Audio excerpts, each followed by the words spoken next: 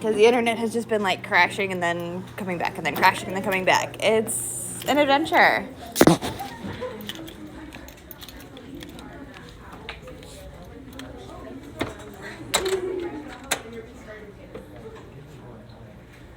All right, so we're going to be finding the inverses of these.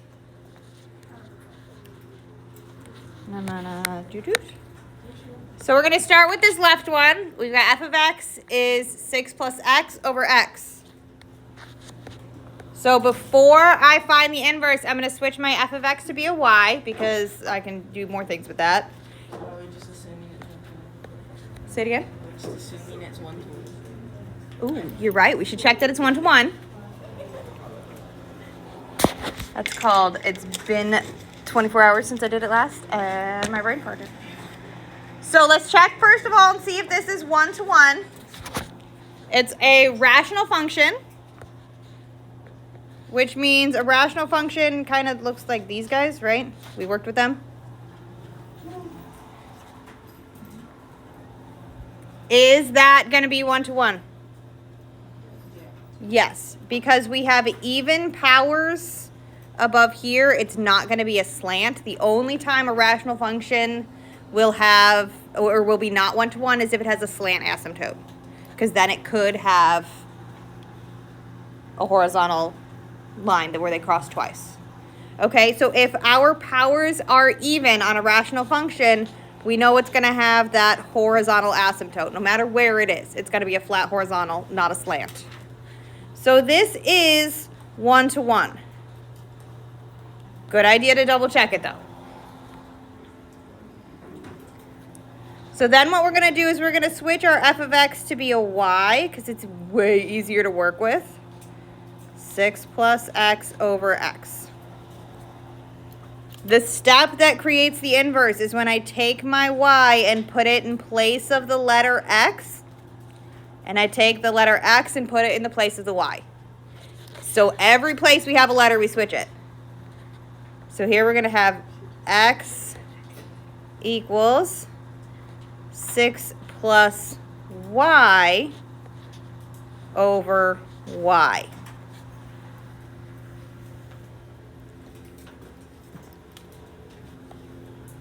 That's the step that makes the inverse. It is now the inverse function. However, it is incredibly bad math grammar. Like that, we do not write equations like that. So we need to fix it so that I have just one y and it's all by itself. So what's your instinct on that? How can I get the y by himself? First things first, we got to get him out of the denominator, right? How do I get it out of the denominator? Multiply by y. That's going to make this guy and that guy cancel out. And we get x times y, or y times x, it doesn't matter what order it is, equals 6 plus y.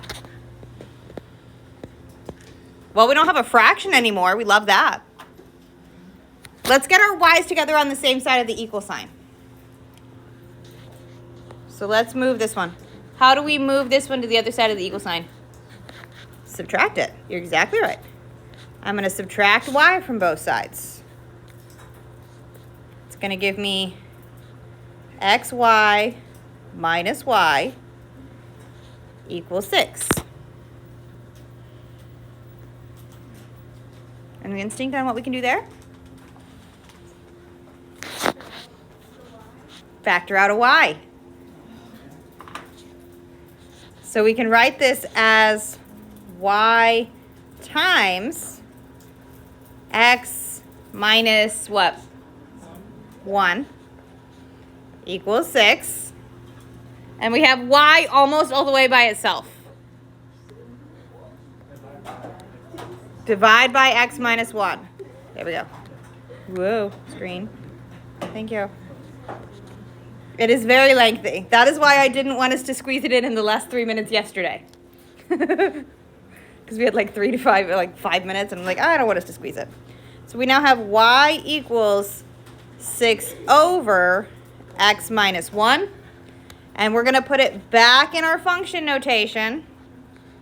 So we have our f inverse of x is 6 over x minus 1. So we wound up with another rational function.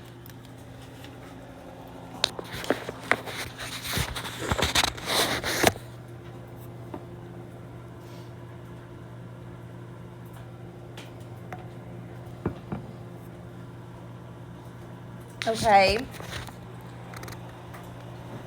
Questions on this first rational one we've ever done like this? Okay. So then let's do the right one. This is g of x. It says x squared plus 2. First things first, is it 1 to 1? If it's written just like this, is that 1 to 1? No, it's a parabola. However, if I restrict my domain to only when x is greater than 0, now is it 1 to 1? Yes. So it is 1 to 1 if we restrict the domain.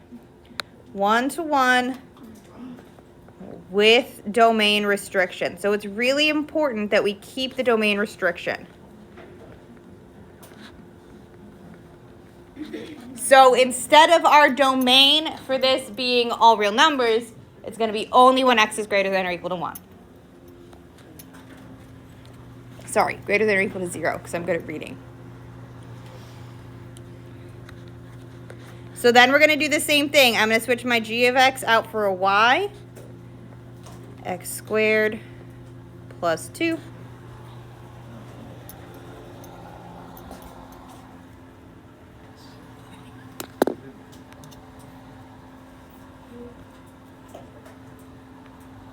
What do we do? Subtract 2. Oh, actually, no. First things first. Switch the x and y. I did not do that yet. Y squared plus 2. Now we subtract the 2. To get our x minus 2 equals y squared. Ooh, I don't know. I don't like that. We're going to have to move that y over here. Y squared. Then what do we do to get y by itself? Square root it. Y equals square root of x minus 2. And we can see why that domain restriction is important here, because if we don't have that domain restriction, our range becomes real weird. And we can't do a square root that's parabola shaped. Like, that's not fly. So we can't do the square roots of negatives.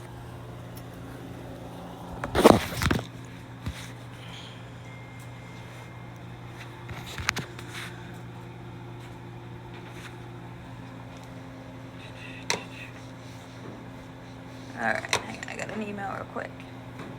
So put this back into your function notation.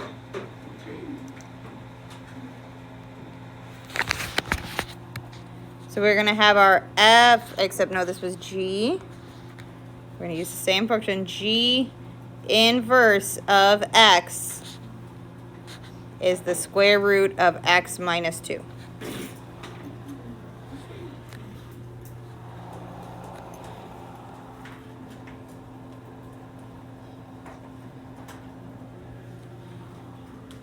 All right, we're going to do a couple more of these finding the inverse ones.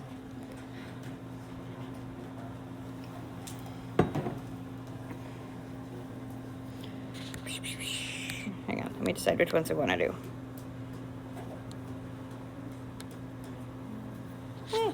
We'll just go with it. Let's do this one.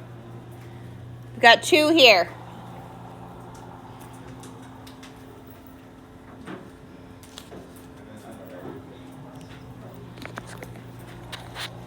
So first things first, for f of x over here, is it 1 to 1? Without any restriction, is a square root a 1 to 1 function? Yes. Yes, square roots are 1 to 1. They just are.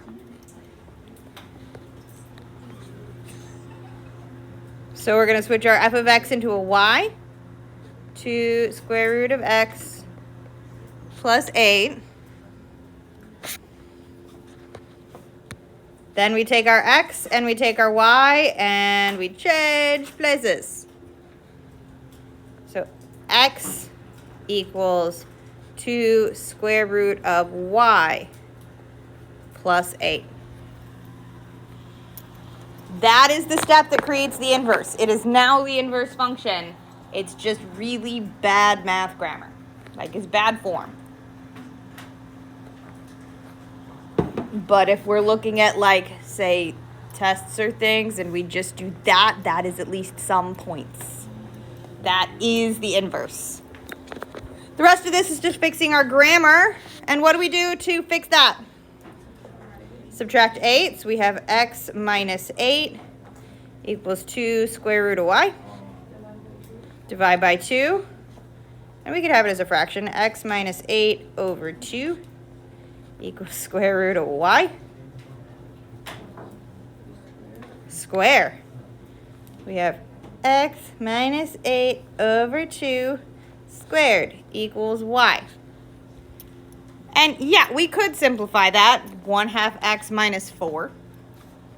We could square it and put it into like proper quadratic, no parentheses, things like that. But I don't want to. So we're not. Okay? We're just finding the inverse. It doesn't have to be in any particular form unless we specifically tell you. So this is a fine inverse, f inverse of x minus 8 over 2 squared. That is a fine inverse.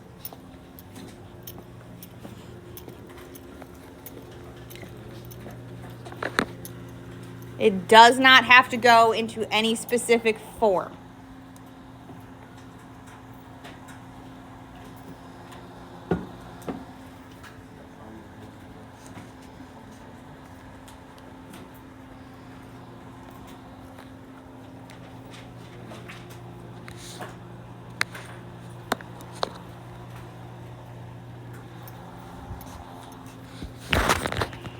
Okay.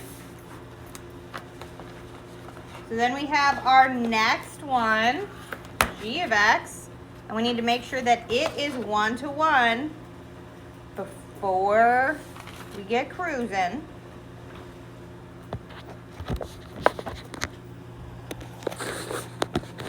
It's a rational function. So is it 1-to-1? Yes. Rational functions, it'll only not be 1-to-1 if it has a slant asymptote. This one is even degreed top and bottom, so it is going to have a horizontal asymptote, not a slant asymptote. If it has more x, like it has x squared on the top and x on the bottom, it is not 1-to-1. If it is x squared on the top and x on the bottom, it is not, because that would have a slant asymptote. If it has a slant asymptote, it is not 1-to-1. But the rest of the rationals are. So from here, we're going to make our inverse.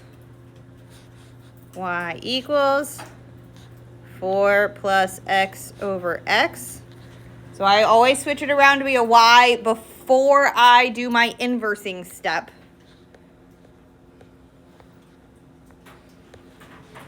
And then I'll make the inverse. It just makes it easier. I'm going to put it over here. X equals 4 plus y over y.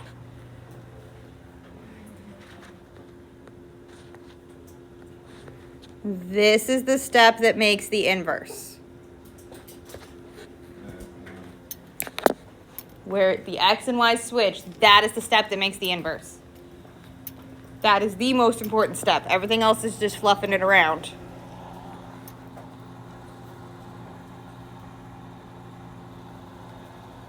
What do we do from here? Not divide by y. Multiply by y. So we're going to have y times x, or x times y, it doesn't matter, 4 plus y. Then what are we going to do?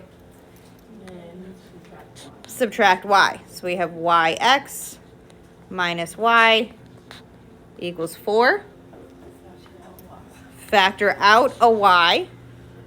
Y times x minus 1.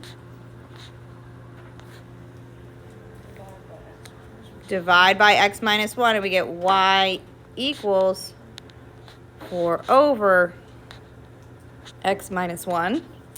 And then we're going to put it in our inverse notation. Except this is g. We're in g. Inverse of x is 4 over x minus 1.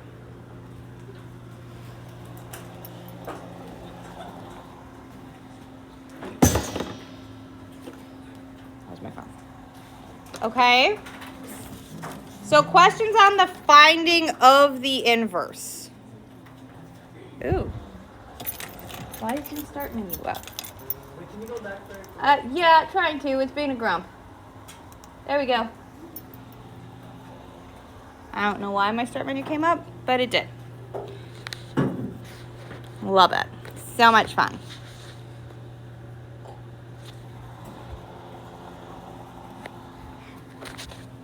All right, so we're going to do something slightly different on the next one because I did not write a problem like it, so I'm just going to take it and yoink it. Because there's a question on the homework that says find the domain of the inverse. Oh, good.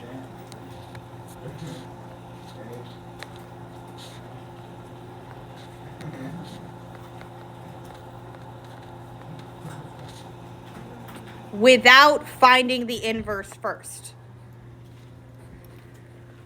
So we're going to find the domain of the inverse from the original function.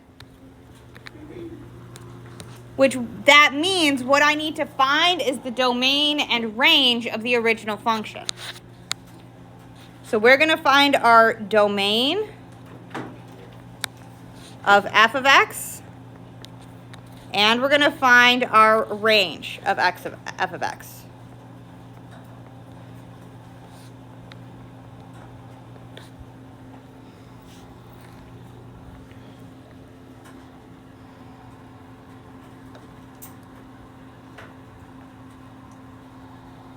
So with our rational functions, we've been working with these for a while now. How can I find my domain from my equation?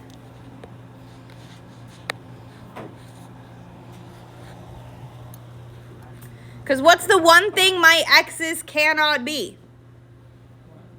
1, because it makes my denominator 0. So my domain is everything except 1. So it goes from negative infinity to 1 and 1 to positive infinity.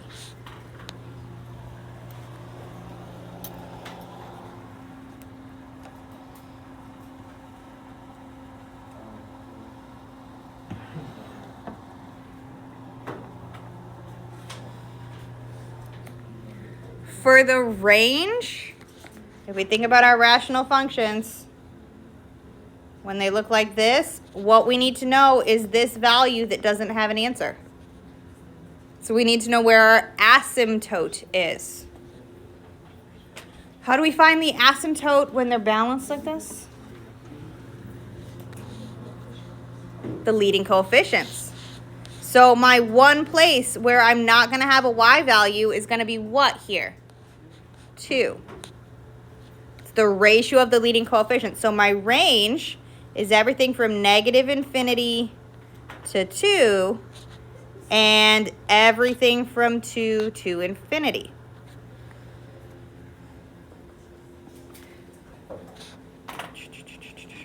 We're just labeling things.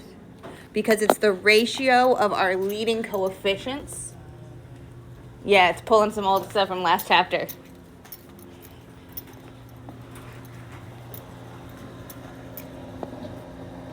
All right, so to find the domain and range of the inverse, so if I want to know the domain,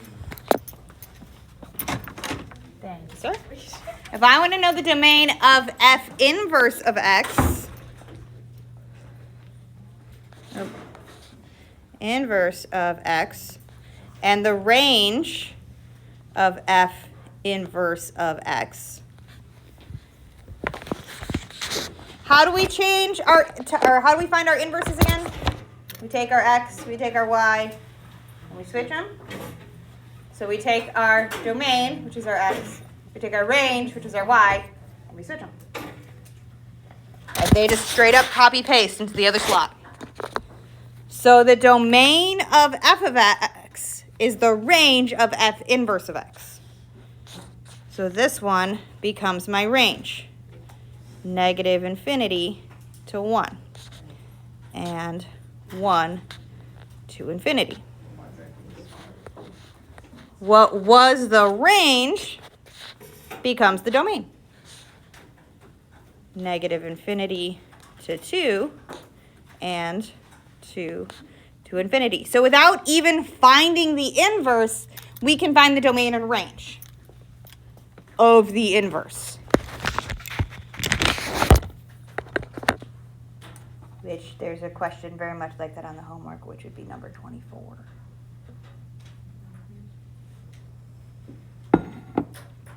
Why are you looking at me like I stepped on your puppy? It's not a surprise we have homework. Okay, so we have one less kind of category of questions, and I'm going to give you an intro page for it before we start working through them. And it's how we can verify if things are inverses without having to just like come up with the inverse. So to verify the inverse, also known as the theorem on inverse functions, is the mathy math name of it. And the way we can verify functions is compose them together. You can do composition of functions. F of g of x needs to equal x, and g of f of x needs to equal x. The rules say y because they're overcomplicated and being weird.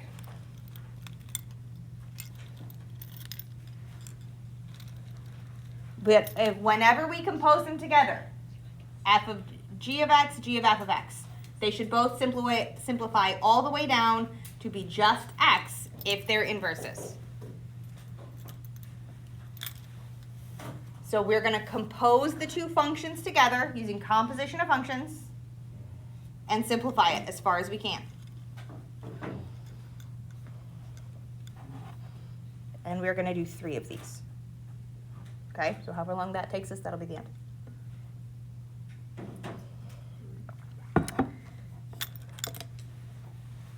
Ready? I see a lot of... Okay, no. All it takes is one no. I was going to say, I had one no. No. To be fair, you two having your own conversation over there, so I'm not entirely sure that's either 1 related to me or 2 related to class. It's related to math. Good. And you got to be talking about the domain or range. Talking about a whole lot of. No, that's the domain or range. For now. I like how you think I can't actually hear you. We all hear you.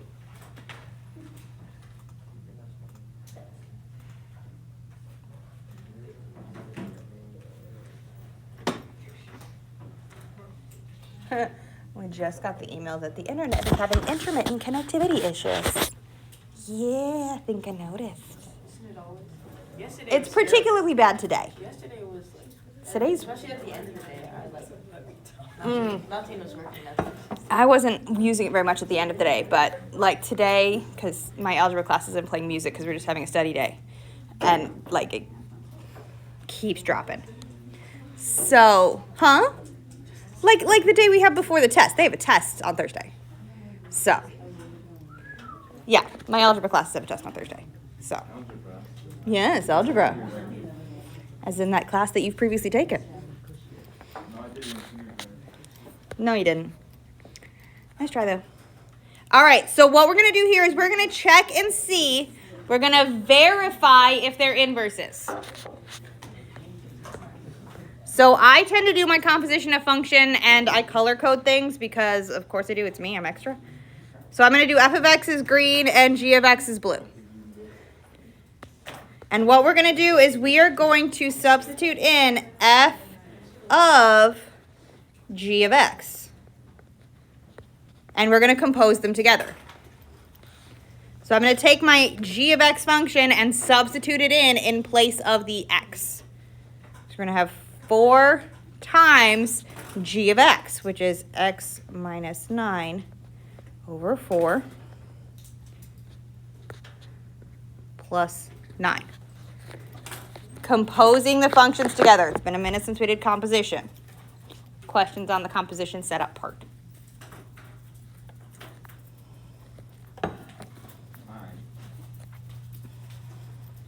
Are you questioning the 9, saying no in German, or just vehemently exalting 9? I'm not sure what the 9 was for. Or are you just writing aloud as you wrote? No, but Tommy did.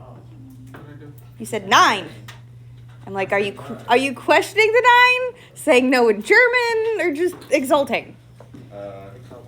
Exalting. Great. 9. I'm just checking. Chill. Gravy. All right. So we're going to simplify this. Yes, you did. Don't try to tell me you didn't say 9. You definitely said 9. All right. What happens? What goes on here?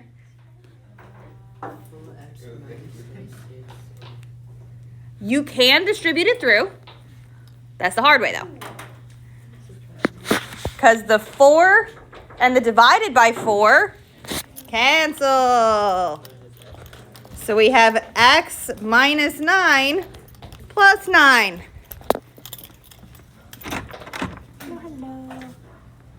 Hello. Cool. End of class. Miss Fallon, what's this here? So what does this equal? X.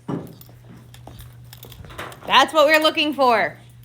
That is a good answer, but that is only half of an answer. Hence to ourselves.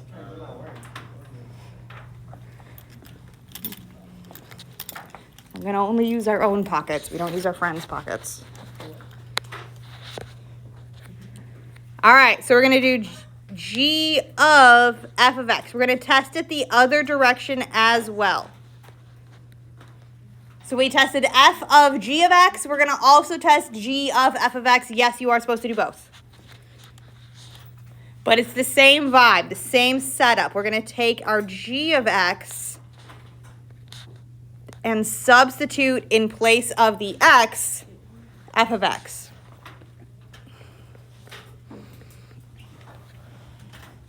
So we're substituting our 4x plus 9 into the x.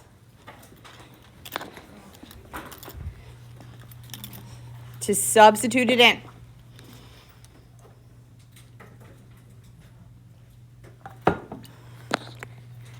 As we simplify it down, what do we get?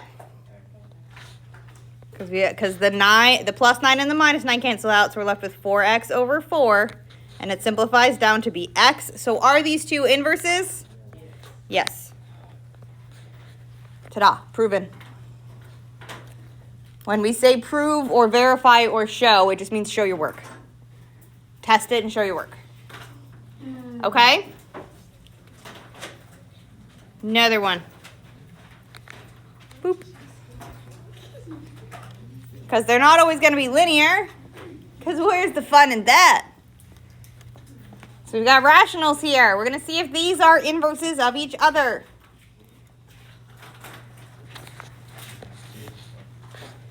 So I'm going to do my f of x is blue and my g of x is green. I find it incredibly helpful to color code.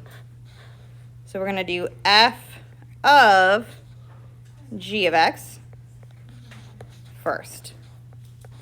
That gives us 6 over x plus 4 minus 4 set up like that. I'm gonna fix that 6 over x because it's really ugly. There we go. Less ugly. And we need to simplify this.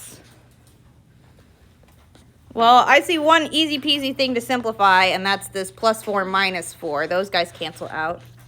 So I have 6 over x.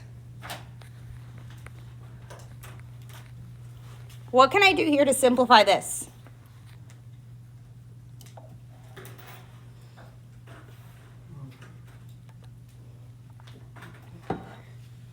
Think about dividing being the same as multiplying by the reciprocal. So instead of being 6 divided by 6 over x, this can be 6 times x over 6. And the 6 then cancels, so it equals x. So this is mult by recip. Just in case we're looking at it later and seeing what the heck happened out here, 6 is canceled. Okay? So then we're going to do it the other direction. We're going to do our g of f of x. And we're going to have another monster fraction. Because we have 6 over our 6 over x minus 4 plus 4. And it's a very similar vibe. Because we need to take this guy, and instead of dividing by 6 over x minus 4, we're going to multiply. We're going to take that 6 on the top times x minus 4 over 6 plus 4.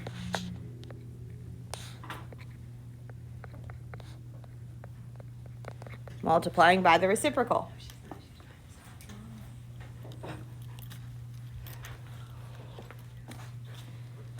So we get the 6's to cancel out. We have x minus 4 plus 4. So are these two functions inverses? Yes. Okay? One more. We're going to verify. So verifying just means compose them together. Substitute them in. Last one. Verify that they're inverses.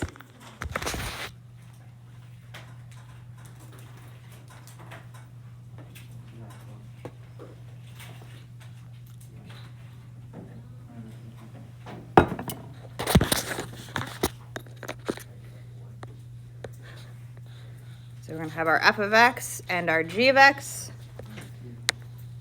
And we're going to do f of g of x, which is going to give us the cube root of x plus 8 cubed minus 8. So when we come in here to simplify this, what happens? The cube root and the cube cancel each other out. So we're left with x plus 8 minus 8. So it equals x. Can we stop here? If the first one is an X, then you have to do the second one. If you get one that proves it's not, no, you don't have to do another one. But to prove that it is, yes, you have to do both. So we're going to do our g of f of x. And this is the last one for today. We're almost done. So we have our cube root of x cubed minus 8 plus 8.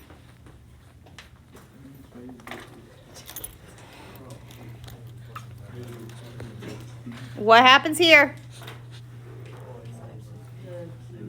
The 8's cancels out, and we're left with cube root of x cubed, which is x. And since it's cubes, not squares, we don't need to put a plus or minus. If it was squares, we would.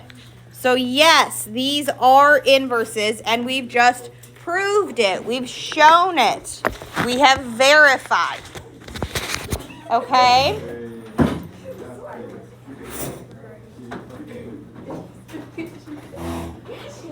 There's the announcement page. You guys have 4 minutes. I'm going to pass some things back because my pile's getting a little obnoxious over here.